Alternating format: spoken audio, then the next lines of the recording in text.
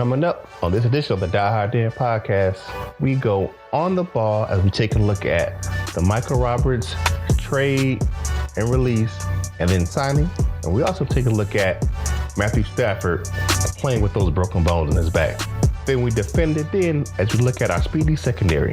We have an all-prior profile on Lions legend Robert Crochet. All this and more coming up on the Die Hard Den podcast. Here comes the roar.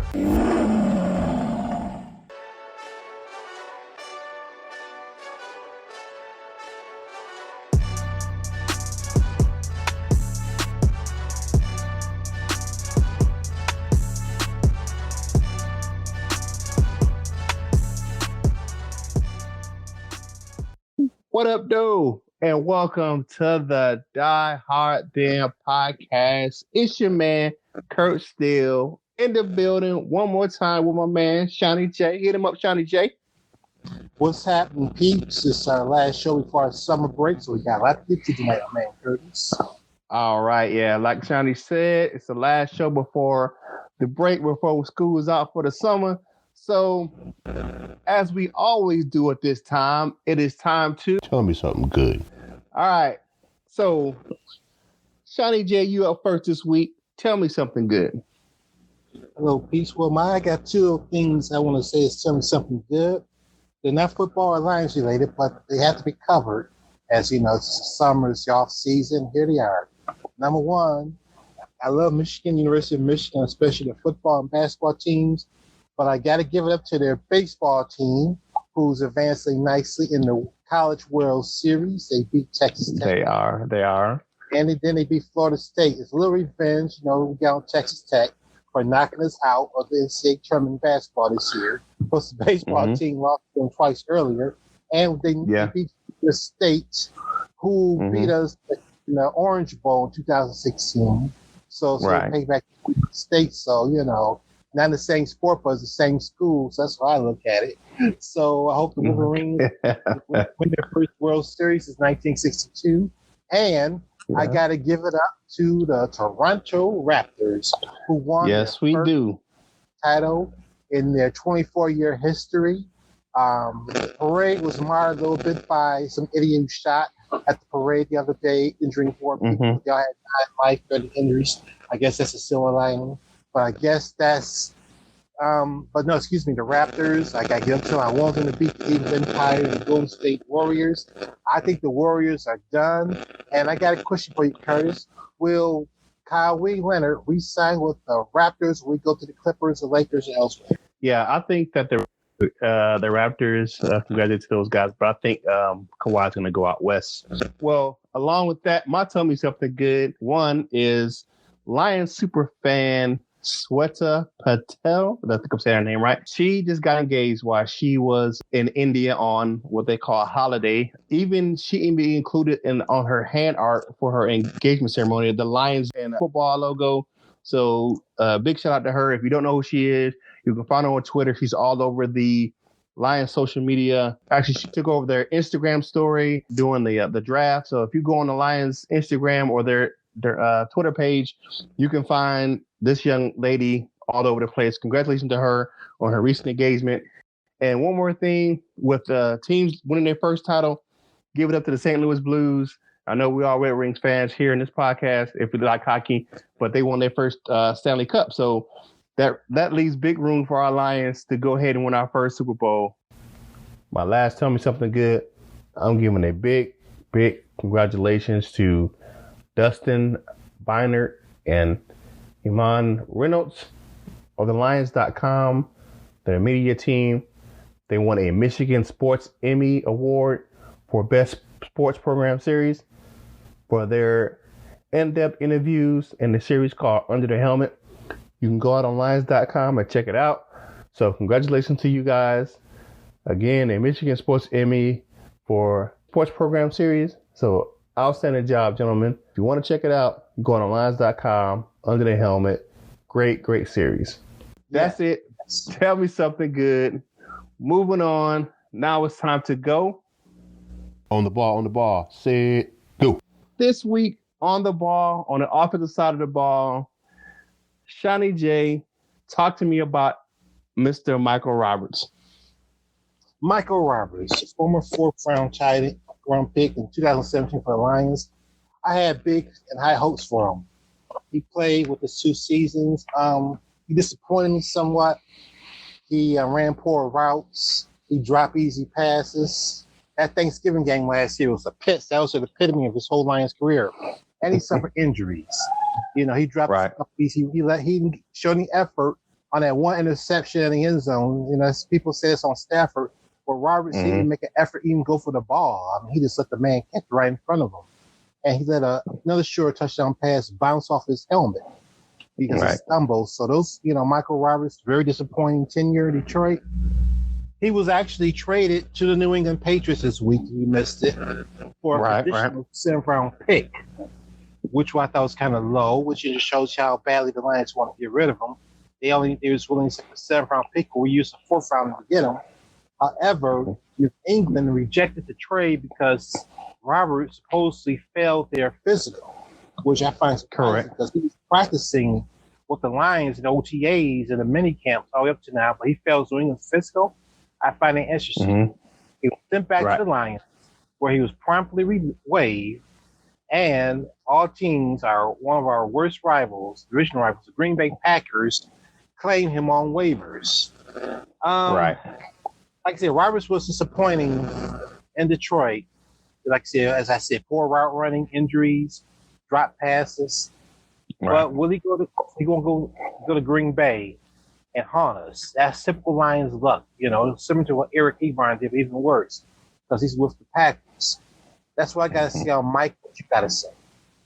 Well, with Michael Roberts, to me, he had flashes down the goal line. He had a good game down in Miami. He had flashes of talent, but it was never sustained. Couldn't stay on the field. He couldn't stay healthy. My thoughts on the physical, if you don't know, Michael Roberts had shoulder surgery in December right after the season.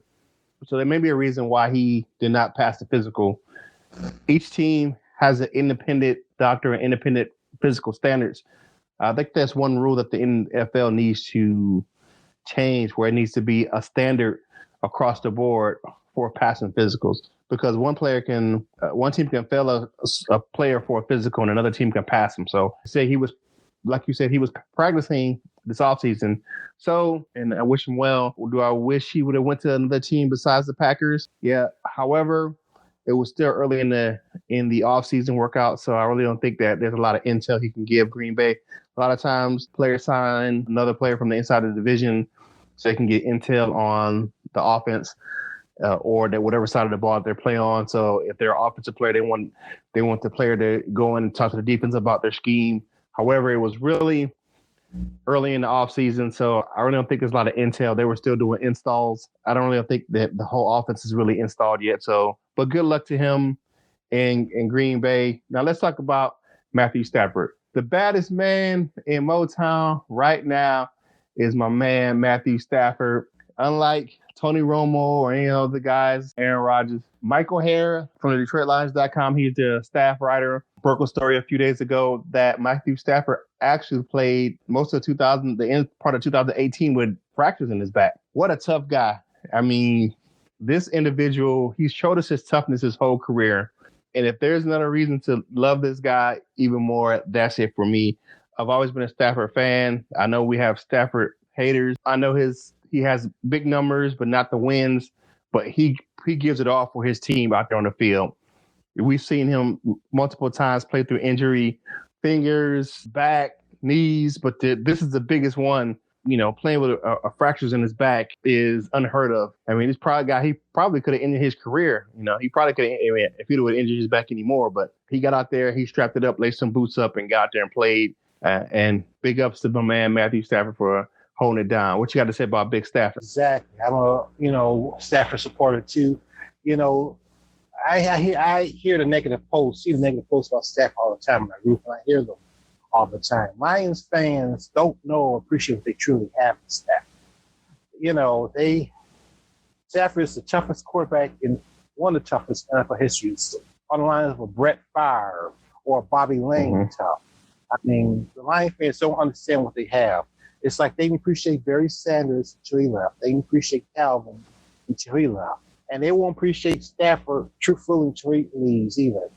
People for the last few years, I keep seeing polls saying, trade Stafford, get rid of Stafford. He's a bum. They wanted, Lions fans actually wanted the Lions to draft the names of like Paxton, the big guy, Paxton Lynch. Paxton Lynch. Oh, really? Yes. Yes, a few years ago. I saw it in that group. They wanted us to take the quarterback from Buffalo, the kid from Buffalo this year, big guy. They want us to take Allen, the other Josh Allen, the quarterback, yeah. They want us in the past. They want us to take guys like Matt Leinart and anybody but Stafford. But once again, if I say it's Stafford, once the Lions luck, if he would have went to like the Cowboys, Patriots, the Broncos, and Lions fans see him win Super Bowls, they be crying for him back. That's how it is in Detroit. Just like Piston fans or any Detroit fan. They see one of our foreign players doing well somewhere else, they crying. They say the same thing about the Pistons where Eric Moreland was part of the Raptors team that won a championship. They cried about that, even though he hardly played. The Pistons Detroit fans are some of the worst fans. Can't be satisfied. They really don't appreciate the talent or the heroes anywhere. I'm sure it's like that everywhere, but Detroit is one of the worst, along with New York City and Philly fans, Right. I love Stafford. He showed some toughness playing in those late season games were meaningless. He played hurt, played like he could have shut it down, like they shut down Cam Johnson, but he soldiered on playing. And, he already had my respect, but he has no respect for life after this. Yeah. I'm giving the people my group a warning. Any negative posts to see why Matthew Stafford automatically gets you deleted. Fan from the group. Wow. Well, I allow people are going to say what they're going to say. However, he laid it out all out for the city and for the team. Even going back to his rookie year where he threw a touchdown with a separated shoulder, the toughness, the toughness that he exhibits in his leadership. I think he's on the verge of putting together a really good season. I think that this pressure is going to be taken off of Matthew Stafford with the running game this year. So I think he's going to have a good balanced year. Kudos to Matthew, but we want that offensive line to play better so he doesn't have to play with broken bones in his back next season. Outstanding job, Matthew. We appreciate you. We love you here on the Die Hard Den podcast. I think some of the Detroit fans is that they're so thirsty for a Super Bowl championship, they can get a little cynical and they have a bleak outlook just because of the fact we haven't been close in so long. And we really want our teams to do well. Even with the 11-5 season with Caldwell, his first season, he still didn't, there still wasn't it didn't have a playoff win or anything get sniff close to even the second round of the playoffs. But I digress. Matthew Stafford, he's the man. He's doing his thing. I think we're going to have a big year for Matthew this upcoming season. Now it is time to defend the den. Defending the den this week, my man Motan, these my boys on the secondary. There is an article on ProudOfDetroit.com and it was written by Mr. Kent Flaty, and with the help of Matt Baum. Detroit Lions has one of the fastest secondaries in the league, my man. Yeah. I mean, you look at them across the board, except for a few individuals, most of these guys are sub 4.4 lightning fast, including the safeties, because a lot of our safeties on the squad are former corners. So we have some lightning fast guys. You look at Tracy Walker, of course, Darius Slay, the fastest guy, your boy Jamal Agnew, even looking at Rashawn Melvin and Coleman. Excuse me. I mean, Coleman started off running track with Darius Slay. So these guys, even Mike Ford, these guys are blazers. I mean, even with the guy who left town, I know we don't, I'm not going to speak ill of him. Nevin Lawson was a speed guy. They have a plethora of talent with some speed in the secondary this upcoming season. I think they're going to put that to use definitely this upcoming season. They're going to cause some havoc for a lot of quarterbacks with their ability to stay with receivers and cover across the middle with the newfound speed with Coleman and those other individuals that came into the Lions fold. Even with the rookies, they all were sub four guys. Those guys can flat out fly. What you think, my man? I like it. I love it. When I saw that article, I remember I brought it up to you. Said we must discuss this on the show. A lot of speed. But can the speed, all this speeding talent can translate into results? I mean, because yes, one thing has speed, like I said, even Nevin Lawson has speed, but you saw him constantly getting burned, especially for long passes and touchdown passes, because he never turned his damn head. Bobby Young says, turn around. Yeah. And he'll just keep running, look, facing the receiver. You can tell the ball's coming. So you see the receiver is read the receiver. His eyes are bulging, his hands are in position. That should let you know the ball is coming. It should be a short sign. Or you can get the jumbotron and see it's coming. Yeah, I hear you.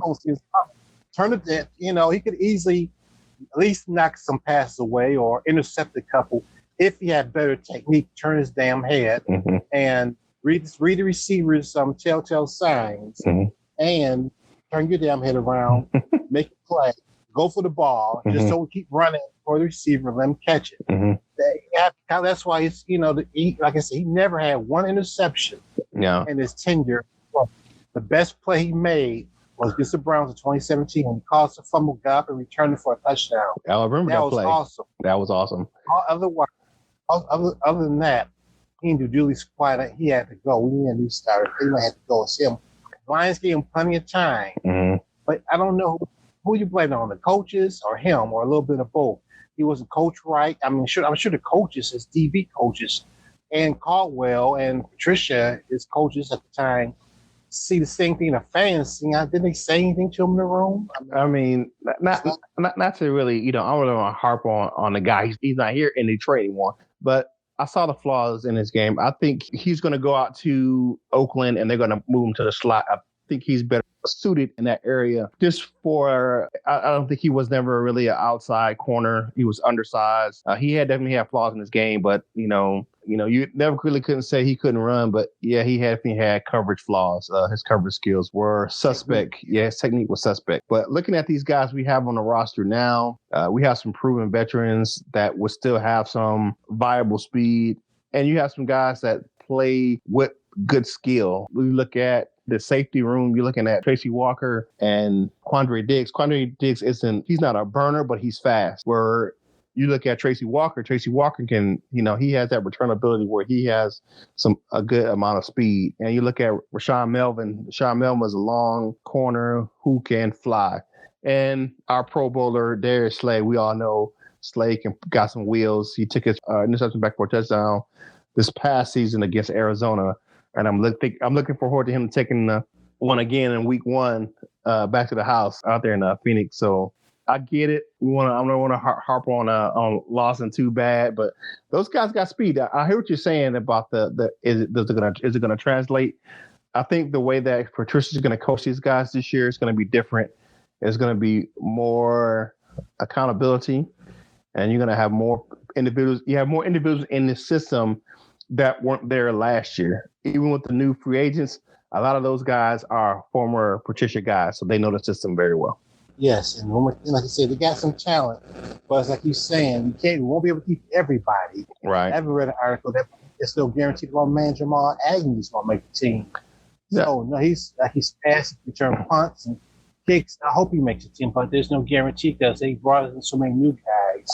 I can't keep everyone.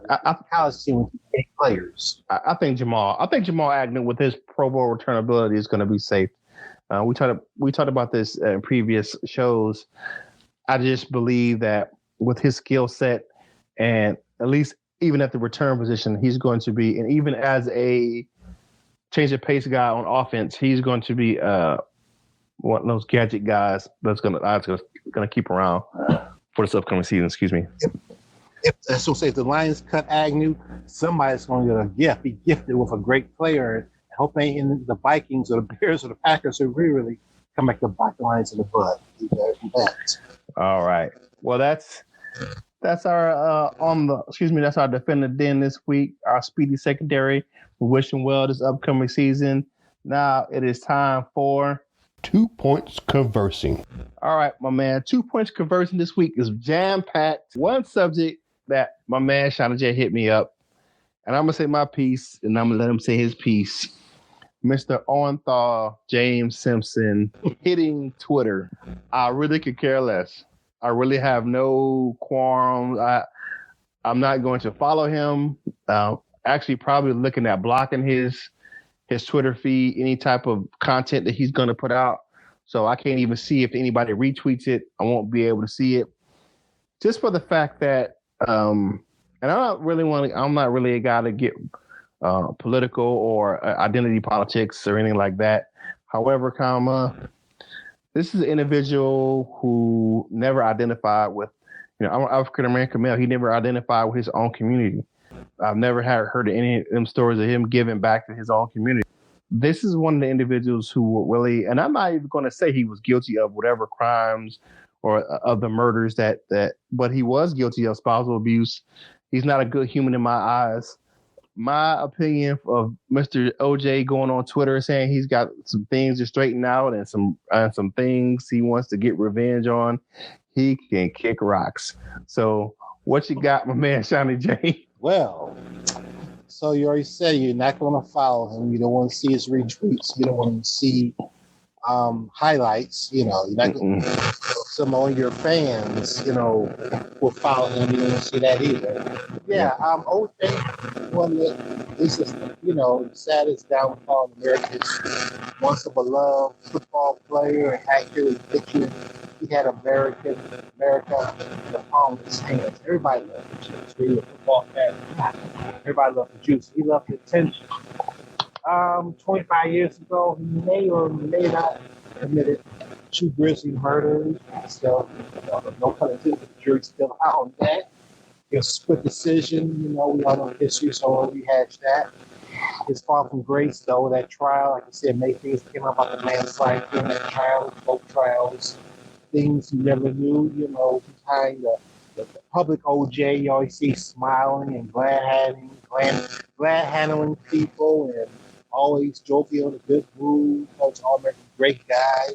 But other people who knew close, especially his ex-wife, saw a different OJ.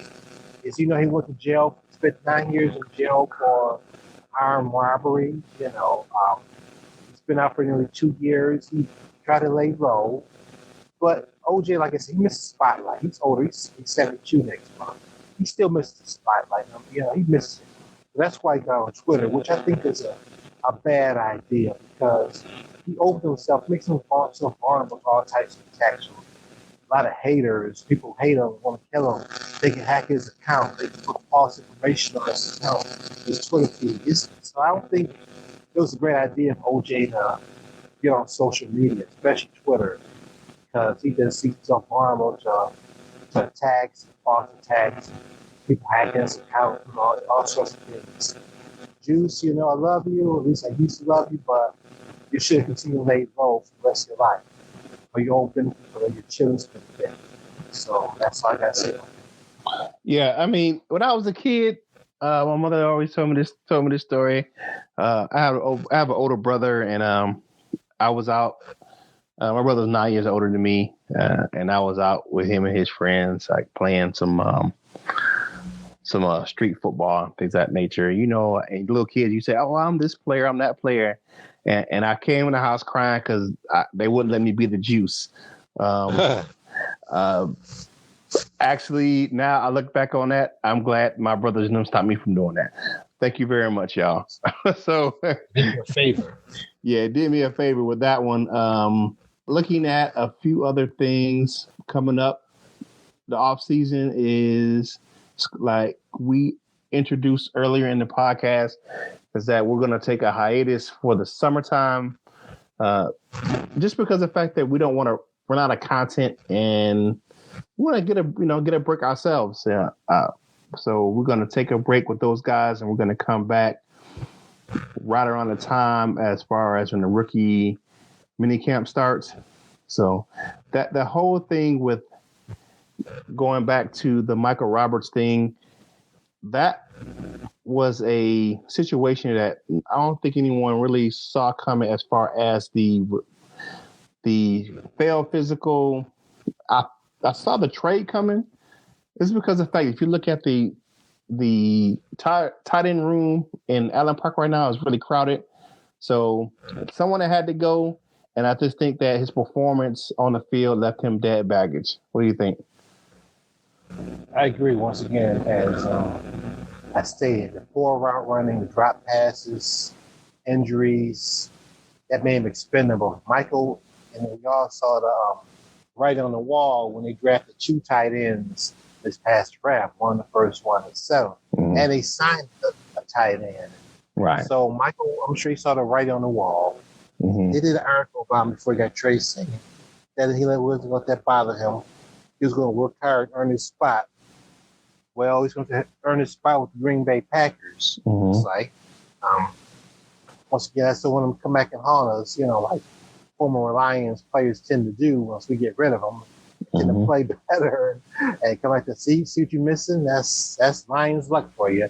Hopefully that's going to change. Our defense is strong enough to stop him and stop Eric Ebron and stop any other former Lion that we might play. So, if you like Michael Roberts, I had high hopes for you. That's the danger of getting my hopes up too high. That's why I'm trying to temper my expectations. A big Bo from Wisconsin, because I don't want to disappoint me either. Haven't heard much about Bo this offseason. I heard about the veterans, but I haven't heard much about Bo or Tony Pope, the 2 undrafted rookies they signed this year. Right. So the offensive line, I still say it's going to be strong. Secondary, you discussed, a lot of speed. It's going to be strong, but you can't keep everybody. Tease Tabor is another guy. Even though there was reviews about him in the OTAs, he saw the writing on the wall, too, when they signed all these free agents and drafted the cornerback from Penn State. So he saw the writing on the wall, too, just like Michael Roberts has. Right. So, but I love the overall talent and depth that Quinn and Patricia are building on the Lions. It's the Patriot way. Hopefully we get some the Lions way. We the Lions way, man. We the Lions way now. Yes, exactly. Yeah, and Matt Patricia talked about that if you look at the off-season program right now, it's a lot different than last year, just because of the fact that he was already in-house, and a thing that more players are buying in, and he's changed his mentality from last off-season. If you look at the way he's running his workouts now, it looks different than last season. The players are, so there's not a whole bunch of woofing, and you don't hear the same grumblings coming out of Allen Park as you did last season. Right, about players saying he's making us run too hard. Yeah. Extra last sprints. They were complaining about that. And remember, I think the year before Patricia was hired, when Quinn first took the Lions job, because he got here the year before Patricia, he brought in the strength and conditioning coach from the Patriots. Right. Who was supposed to make the Patriots strong. Yeah. Strong Nash. Season. Yeah. Yeah. But we still suffered injuries that year, and players complain about the strength and conditioning program made them more vulnerable to injuries, which is kind of, I said, that was a head scratcher. Right. So what is it? Do you need extra strength and conditioning and workouts, or it's hard to say. Injuries is part of the game. Right. I still say strength and conditioning is very important, even though the NFL Players Association negotiated less workouts, OTAs. Right. Teams can force players to work out. But like guys like Belichick believe that more injuries because there are fewer workouts a few times. Right. Because they don't give the bodies a chance to acclimate to contact, which I can see the both ends, where the players want to preserve their bodies. They're only playing football for a short amount of time, so they want less contact throughout the year. And I can understand what Belichick is saying, is that their bodies don't get acclimated to the physical contact if there is no physical contact. So it's going to cause injuries if they're not having that contact. So I get both sides of the ball. So we've talked about this at length in other podcasts. Well, let's move on. There's a sad story that we wanted to talk about, and it was definitely a fall from grace. But this guy had he was a promising young tight end. His dad's a Hall of Famer. The Kellen Winslow Jr. saga, recently convicted of rape. There was some definitely dark side of this individual. Looking at the story, they're saying that this guy would, excuse my language, this guy would masturbate in front of his teammates. This is the stories coming out of his ex-teammates. It's just a sad story. This guy individual, and people say these guys are athletes and they're already, they're $1 million athletes and they have these salaries and they shouldn't have to worry about anything. However, mental health issues is real, and this young man was suffering from mental health issues, and I don't know if anyone really looked at his behavior or just even made sure that he got the help that he needed. What's your take on this whole saga? I was disgusted. This is worse than OJ in many ways, even though OJ was accused of murder and he was accused of raping older elderly women in their 50s and even 70s, homeless women. Here's a guy who was part of raised in football royalty, son of an NFL Hall of Fame tight end, everything in his life. He had an NFL career himself. Started off slow because of injuries, but he still had a fairly good career. I could tell, he was very arrogant. I'm talking about Kellen Winslow Jr. From the beginning. He was arrogant in college. Remember that? I'm a soldier. Yeah, I remember. Miami and very arrogant. Even when he got in the pros, he was even arrogant. Mm-hmm. I mean, he said he could abandon to play on both sides of the ball his rookie season. He wanted to be a tight end and a pass rushing defensive end. He was very too sure of himself, cocksure and confident of himself. And those injuries, like he suffered his first injury in the second game of his rookie season on the onside kick attempt against the Cowboys, trying to recover onside kick. And his second injury the following spring, riding his brand new motorcycle in the parking lot, trying to do wheelies or whatever, and the injury got hurt again. Right. So he basically missed his first 2 seasons and came back, from all that. Was very productive, but his injury problems still stuck with him. He had staph infections. He had all types of injuries and problems. He had to get his knees drained. It was really shortened his career or affected his career because he did play 9 seasons.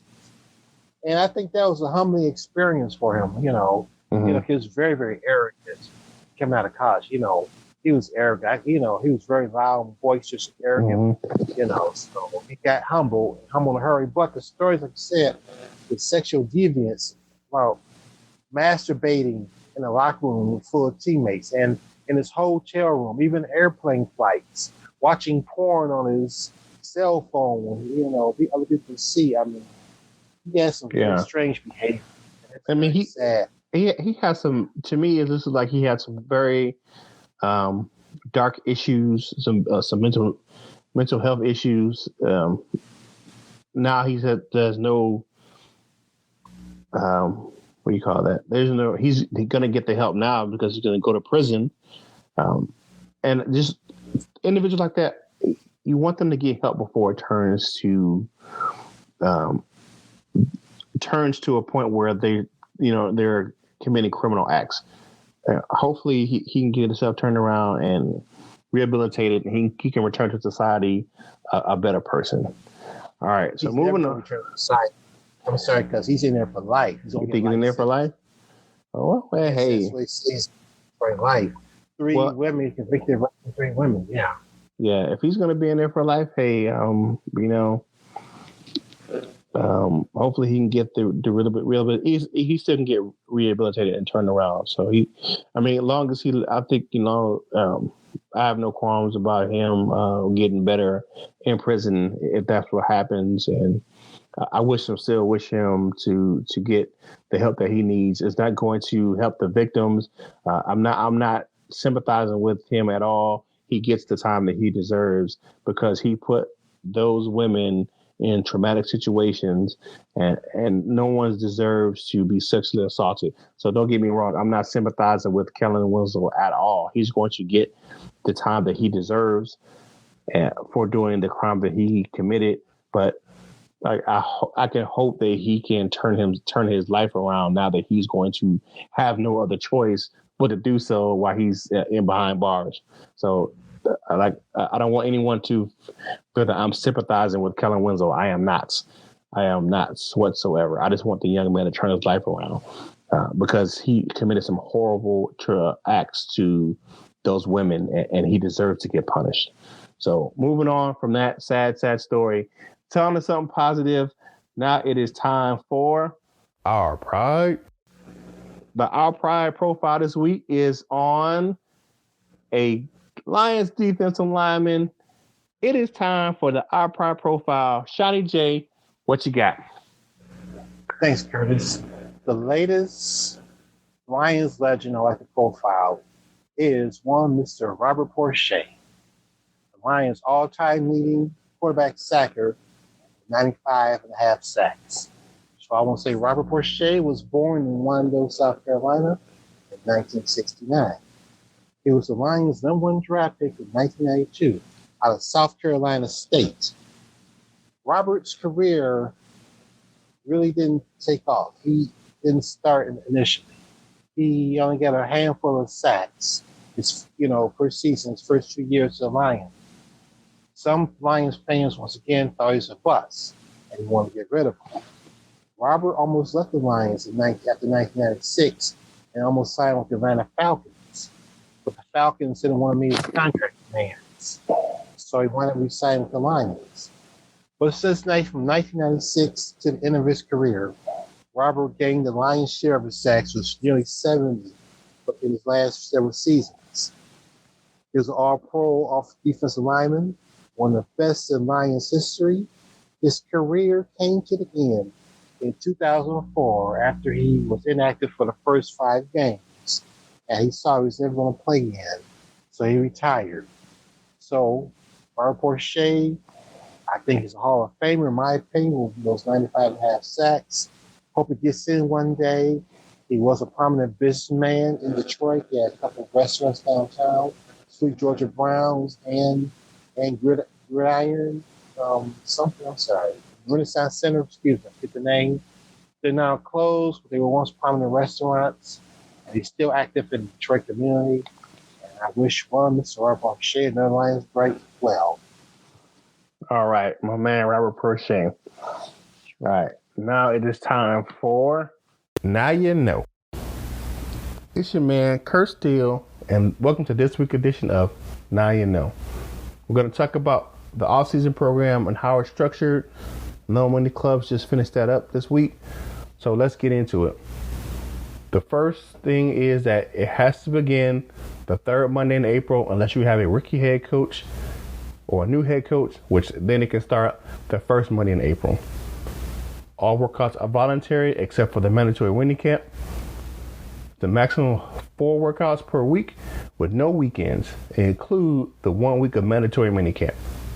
Contact is strictly prohibited during these workouts. No live blocking, tackling, pass rushing, no bump and run. And intensity has to be at a slow pace or a level that's conducive to learning. All right, so let's get into it. Different phases. The first phase is phase 1. It is 4 hours a day, and it's called the voluntary workouts. So let's get into it. It is 2 weeks. It is really limited to strength and conditioning or dead ball. Really what they focus on during this time is strength and conditioning. They're allowed a maximum of 90 minutes on the field. Clubs can only specify that players will be in the facility for 2 hours, and the players can choose the other 2 hours of that day for weights or other activities. Now, phase 2 is we have the OTAs, actually the organized team activities. It's 4 hours a day as well. It's 3 weeks. The same rules apply.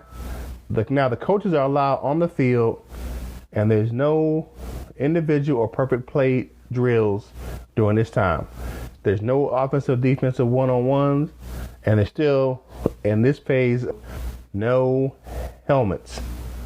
Still, you haven't really got to the on-the-field antics during this time. Even in phase 1, there's no coaches on the field, so they're just doing strictly strength and conditioning.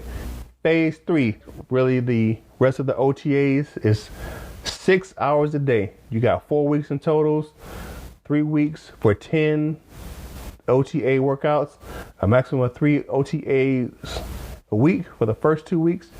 During that week, the first 2 weeks, the first and second and the fourth, but the first 2 rules apply.